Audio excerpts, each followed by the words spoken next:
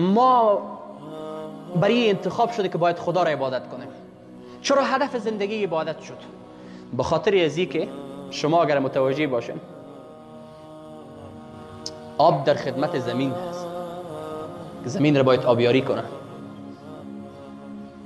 جامد هست زمین، و این زمین در خدمت نباتات هست که باید نباتات را خدمت بکنه و نشو و نمو بده.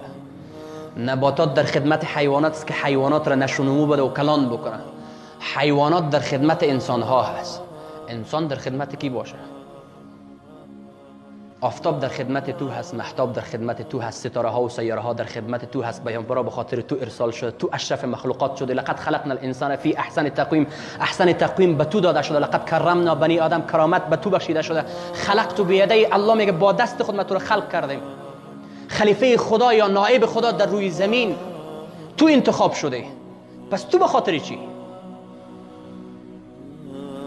میبینی که ما بدون هدف نیستیم، ما بدون هدف خلق نشدیم. آلی یک اسب را صاحبش که پرورش میده، یک خدمه را برش انتخاب میکنه، یک آبخور برش تعیین میکنه و خدمه را معاش برش تعیین میکنه. چرا که این اسب در خدمت بادار باشه. اگر این خدمت از اسب گرفته نمیشه، این اسب علت وجودیش چی است؟ چرا پول بالایش مصرف میشه؟ چرا خدمه به خاطرش گرفته میشه؟ چرا ملک در خدمت تو قرار داره؟ چرا ملائکه حفظه از تو حفاظت میکنه؟ چرا ای تو استقبال میشی؟ چرا آفتاب به خاطر تو میکنه؟ روشنایی روز کار داشتی، الله متعال یک روشنایی آفتاب را، خورشید را بر تو قرار داد. در شب نور کم کار داشتی، مهتاب را به خدمت تو قرار داد. شب آرامش کار داشتی، تمام دنیا را برات مسخر کرد، آرام کرد. فیل و گاو و پلنگ و شیر را مسخر بر تو کرد. زمین و آسمان را مسخر بر تو کرد. مگرم تو برای کی؟ تو به خاطر چی؟ آیا گاهی اوقات این تو شده که ما از خود سوال کرده باشیم که سه سوال را باید همیشه هر انسان پاسخ بده؟ من این جئنا، لماذا جئنا و الى این المصیر؟ من این جئنا، از کجا آمدیم ما؟ لماذا جئنا، به خاطر چی آمدیم؟ ما از کجا آمدیم؟ لماذا جئنا، از چی خاطر آمدیم؟ و الى این المصیر، مسیر ما کدام هست؟ آیا گاهی اوقات را سوال کردیم از خود؟ آیا که شما حرکت میکنید به طرف درس میین منبر بیداری، خب حرکتتون معلوم است که از کجا آمدین؟ لماذا جئنا، به خاطر چی آمدین؟ و الى این المصیر، مسیر ما کجاست؟ معلوم دار هست. این علت وجودی ما تو چی است که من این جئنا، از کجا آمدیم؟ لماذا جئنا، به چی خاطر آمدیم؟ و الى این المصیر، و مسیر ما و شما کدام طرف است؟ این گاهی اوقات از خود سوال کردیم یا نه خیر؟ آیا پاسخی از این سوالات را پیدا کردیم که ما از کجا آمدیم؟ به خاطر چی آمدیم؟ و مسیر ما کدام طرف است؟ ما به کدام طرف برمیگردم؟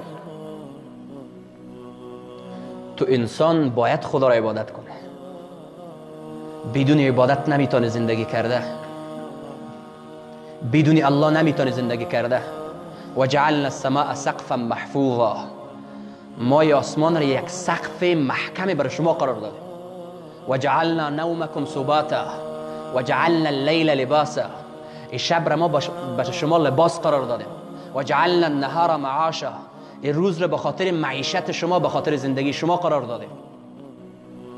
کلش به خاطر شما. جعلناکم جعلناکم جعلناکم، شما به خاطر کی؟ تنها خوابیدن؟ بزرگترین هدف جوان امروز ما و تو چی هست؟ رقابت در فیسبوک، در بهترین عکس، بهترین عکس، بهترین تصویر هفته انتخاب شده. کاش یک اندیشه زیبا برای یک هفته انتخاب میشد. آپدیت کردم پروفایل خود را که لایکش زیاد شود. امشب تا ساعت 2 شب گیم پابجی زدیم. 3 میدان قطر ما از رفیقای خود بردم.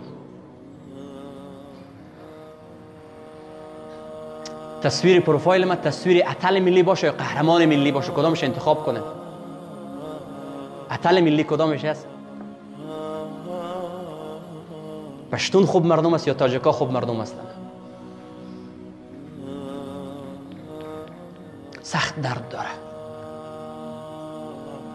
من نمیگم که من مخالف چیزا باشم، مخالف بازی کردن و ورزش چیزا اصلا مخالف نیستم، اما در موبایل خود من گیم نیست در موبایلم گیم. ای کاش با جایش یک کتابخانه می بود. بین از جوان خود پرسان کنیم دمی جوان خود دمی هفته چند صفحه کتاب مطالعه کردی؟ شاید کتاب را دستم نزده باشه. باز جایی که نشستیم باز از امت اسلامی می‌نالیم که امت چرا به این حد رسیده، به این جای رسیدیم، چرا تو ذلیل شدیم، چرا تو پس شدیم، چرا تو لگتمال میشیم، کوبیده میشیم، چرا؟ خوب است. دیروز یک دختر غیر مسلمان، دیروز بود یا پریروز بود، یک فرمول ریاضی را بعد از 50 سال که ناحل مونده بود دیروز حلش کرد.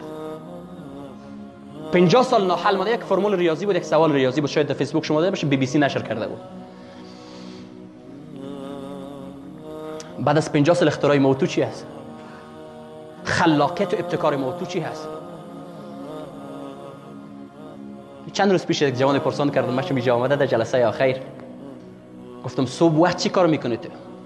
گفت من تا ساعت 12 به گیم مصروف باشم، 12 شب نماز خود را که از جای بلند شدم فقط یک زودتر سری وضو میگیرم و سری نماز میخونم، پس استراحت میشم تا 8 صبح.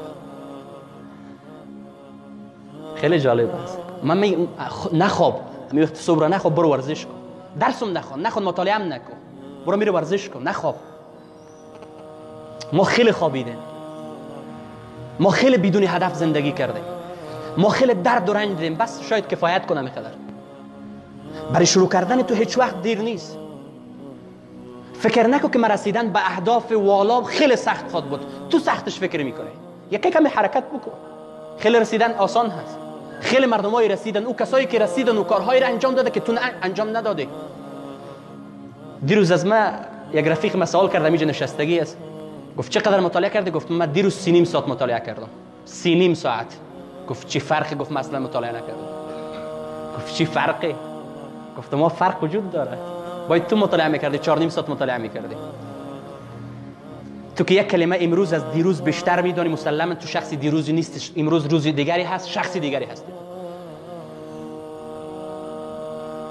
در او دهنه که در 24 ساعت مسواک استفاده نمیشه و مطالعه نمیشه و دهن نباید باز شود، او لیاقت باز شدن نداره. پس عبادت مفهوم گسترده‌ای داره دیگه. مطالعه شما، آمدن شما، کاروبار شما، وظیفه شما، همیشه عبادت تشویش نکنه، همیشه عبادت است، همیشه در مسیر الله است، به شرطی از اینکه هر کار نیکی به خاطر الله از روی محبت انجام داده میشه، او عبادت است. تشویش نداشته باشین دیگه. پانتون خواندنتان، مدرسه رفتنتان، ورزشتان، همه کاروبارتان فقط و فقط به خاطر الله، از روی محبت با الله، نمی عبادت است. همین مسیر انتخاب که نمی خودش هدف است و این هدف هم نهایتش چی است؟ رسیدن به الله متعال. رسیدن به الله متعال این نهایی هدف ما و شما باید باشه، رسیدن به الله.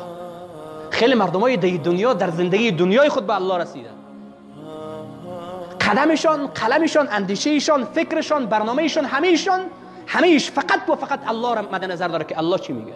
حتی جان میدن به این مسیر به خاطر الله.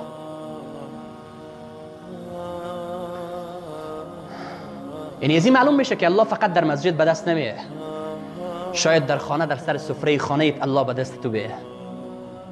شاید الله را در خانه یک یتیمی بیابی، شاید الله را در سر جنازه یک فرد از افراد فقیر که تو در جنازهش اشتراک میکنی شاید بیابی. شاید الله را با یک تبسم زیبا بروی برادر مسلمانت بیابی. شاید الله را در یک دست بوسیدن مادرت بیابی. شاید الله را با تهداب گذاری یک پوهنتون بیابی. شاید الله را در تمویل کردن چند محصل فقیر بیابی. الله تنها در مسجد به دست نمیه، الله در این جاها هم است. این معنای گسترده و وسیع عبادت اینمی هست، اینمی را عبادت گفته میشه. این معاهده بین ما و الله هست که باید الله را عبادت کنیم. این یک معاهده هست. و چی میگه؟ و ما خلقت الجن والانس الا لیعبدون ما اريد منهم من رزق و ما اريد ان يطعمون. من از شما رزق تقاضا ندارم، الله میگه از شما تقاضا ندارم که مرا طعام بدن. ما اريد منهم من رزق و ما اريد ان يطعمون ان الله هو الرزاق، رزقتون براتون میدم. ان الله هو الرزاق ذو القوة المتين. الله روزی دهنده است، رزاق است. تو برای یک هدف دیگه انتخاب شده، تو یک مسیر دیگر انتخاب کن.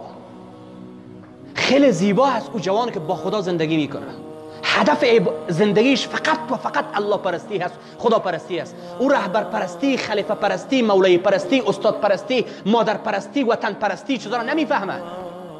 البته از دید عبادت میگم، از دید تعظیم میگم. و فقط هدف زندگیش الله هست. و صحابه چیز خیلی خوب تمثیل کردن، سخت خوب تمثیلش کردن. ای توی عبادت خود را و هدف زندگی خود را به نمایش گذاشتن که امروز ما تو نمیتونیم به یک جزئی از عبادت اونها برسیم. او تو خدا را عبادت کردن، او تو از خود قهرمانی نشان دادن. کتاب امروز تاریخ ثبت میکنه. و ای تو فکر نکنه که اگر ما عبادت را مسیر انتخاب نمیکنیم عبادت، الله اگر تو رو رها کرد هیچ کس تحویلت نمیگیره. ما خیلی غمگین و پریشان میشیم که ما از چشم رفیق خود نیفتم، از چشم پدر خود نیفتم. خو من یهین الله فما له من مکرم. کسی که از چشم الله بیفته باز او هرگز با کرامت نمیشه. و کسی که زیر دید الله قرار داشته باشه، واصبر فانک باعیننا، زیر دید الله قرار داشته باشه، او با عزت هست، با شرافت هست، با کرامت هست، آرام زندگی میکنه، خوش زندگی میکنه، راحت زندگی میکنه. من متيقن و باورمند هستم که از تو جوان به او اندازه‌ای که از سجده لذت میبری، او لذتی در هیچ جای پیدا نمیشه. من متيقن و باورمند هستم. ما نیاز داریم که خدا را عبادت کنیم. ما قلب ما میخواد که به سوی الله باید رجوع